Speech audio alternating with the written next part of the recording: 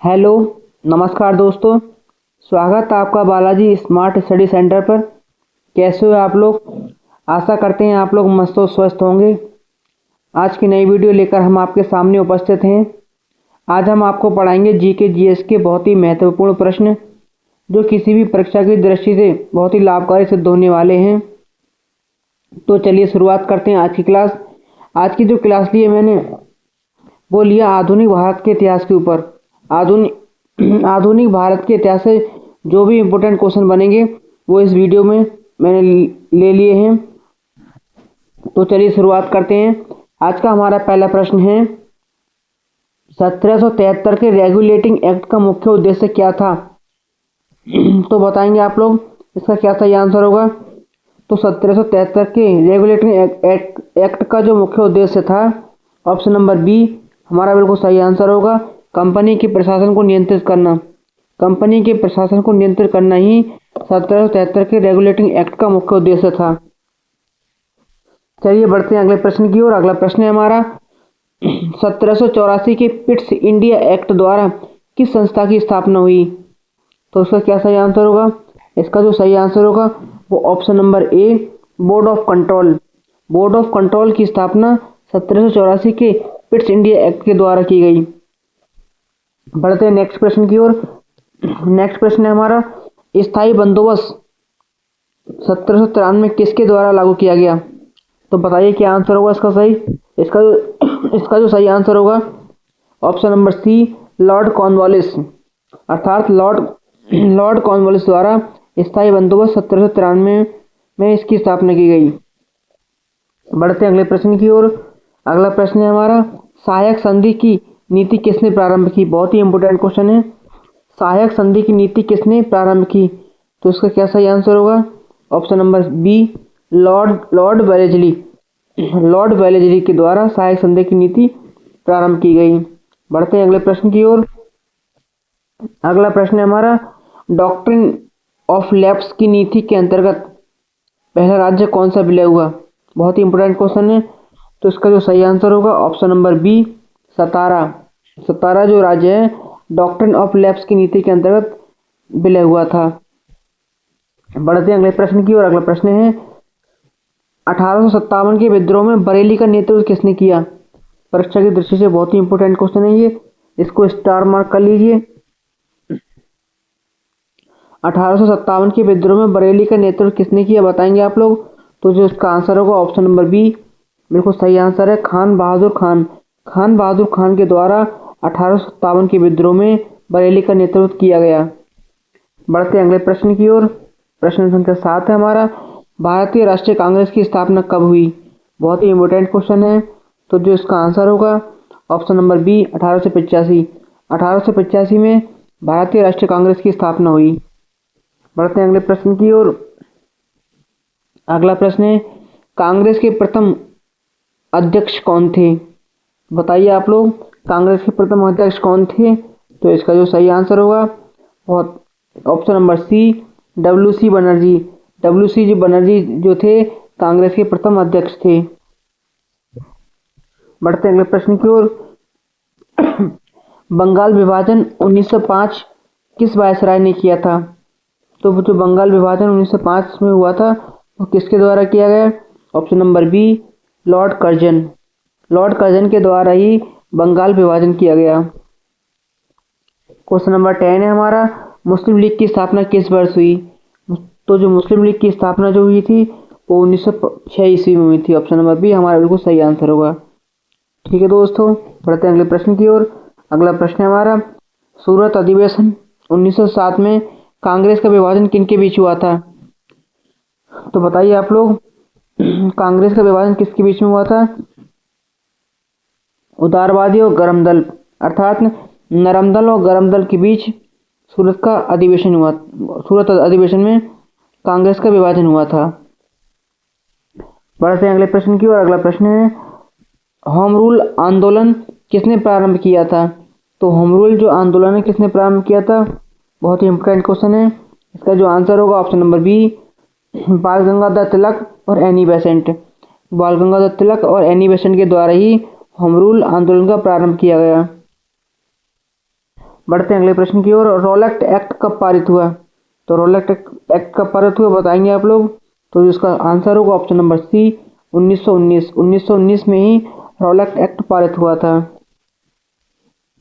Question number 14 है हमारा, बहुत ही इंपॉर्टेंट क्वेश्चन है।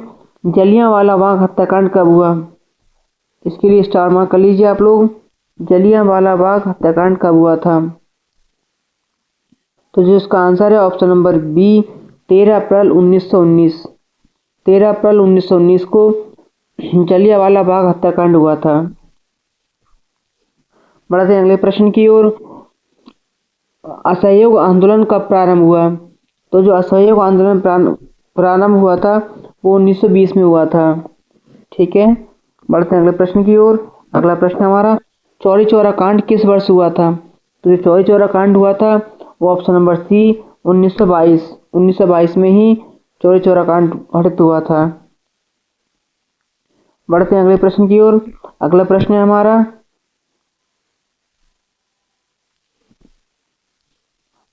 साइमन कमीशन भारत कब आया? तो जो साइमन कमीशन भारत आया था वो कब आया था? Option number B 1927। 1927 इसका बिल्कुल सही आंसर होगा। 1927 में साइमन कमीशन भारत आया था। पढ़ते हैं अगले प्रश्न की ओर। नेक्स्ट क्वेश्चन हमारा, पूर्ण स्वराज्य प्रस्ताव किस अधिवेशन में पारित हुआ था? तो इसका जो आंसर है ऑप्शन नंबर ए बिल्कुल सही आंसर होगा, लाहौर अधिवेशन 1929। अर्थात 1929 में ही पूर्ण स्वराज का प्रस्ताव जो पारित हुआ था। बढ़ते हैं अगले प्रश्न की ओर। अगला प्रश्न है, दांडी मार्च कब प्रारंभ हुआ? तो दांडी मार्च जो प्रारंभ हुआ था ऑप्शन नंबर सी बिल्कुल सही आंसर होगा इसका, 12 मार्च 1930। 12 मार्च 1930 को ही दांडी मार्च प्रारंभ हुआ था। क्वेश्चन नंबर 20 है हमारा, गांधी इरविन समझौता कब पारित हुआ? बहुत ही इम्पोर्टेंट क्वेश्चन है। तो जो गांधी इरविन समझौता जो पारित हुआ था वो 1931 को हुआ था। क्वेश्चन नंबर 21 है हमारा, पूना पैक्ट 1932 किस किस के बीच हुआ था? तो बताएंगे आप लोग पूना पैक्ट के बारे में। तो जो इसका जो आंसर है ऑप्शन नंबर बी सही आंसर होगा, महात्मा गांधी और डॉक्टर भीमराव अंबेडकर के बीच पूना पैक्ट हुआ था 1932 में। बढ़ते हैं अगले प्रश्न की ओर। क्वेश्चन नंबर अगला है हमारा, भारत सरकार अधिनियम 1935 का मुख्य प्रावधान क्या था? बहुत ही इंपॉर्टेंट क्वेश्चन है हमारा ये। तो भारत सरकार अधिनियम 1935 का जो प्रावधान था ऑप्शन नंबर बी संघीय शासन की व्यवस्था। संघीय शासन की व्यवस्था करना ही भारत सरकार 1935 का मुख्य प्रावधान था। क्वेश्चन नंबर 23 है हमारा, भारत छोड़ो आंदोलन कब प्रारंभ हुआ? बहुत ही इंपॉर्टेंट क्वेश्चन है। भारत छोड़ो आंदोलन कब प्रारंभ हुआ था बताएंगे आप लोग। ऑप्शन नंबर सी 1942। 1942 में ही भारत छोड़ो आंदोलन प्रारंभ हुआ था। बढ़ते हैं क्वेश्चन नंबर 24 की ओर। कैबिनेट मिशन भारत कब आया था? कैबिनेट मिशन भारत कब आया था बताएंगे आप लोग। ऑप्शन नंबर बी इसका बिल्कुल सही आंसर होगा, अर्थात 1946 में ही कैबिनेट मिशन भारत आया था। बढ़ते हैं अगले प्रश्न की ओर। अगला प्रश्न है हमारा, माउंटबेटन योजना कब प्रस्तुत की गई? तो माउंटबेटन जो योजना है कब प्रस्तुत की गई? 3 जून 1947। 3 जून 1947 को माउंटबेटन योजना प्रस्तुत की गई थी। बढ़ते हैं अगले प्रश्न की ओर। अगला प्रश्न है हमारा, भारतीय स्वतंत्रता अधिनियम कब पारित हुआ? तो जो भारतीय स्वतंत्रता अधिनियम है वो 18 जुलाई 1947 को पारित हुआ। कब पारित हुआ? 18 जुलाई 1947 को। बढ़ते हैं नेक्स्ट प्रश्न की ओर। नेक्स्ट प्रश्न है हमारा, ड्रेन ऑफ वेल्थ सिद्धांत किसने दिया था? तो जो ड्रेन ऑफ वेल्थ सिद्धांत जो दिया था option number B Dadabhai Naoroji. Dadabhai Naoroji के द्वारा ही ड्रेन ऑफ वेल्थ का सिद्धांत दिया गया था।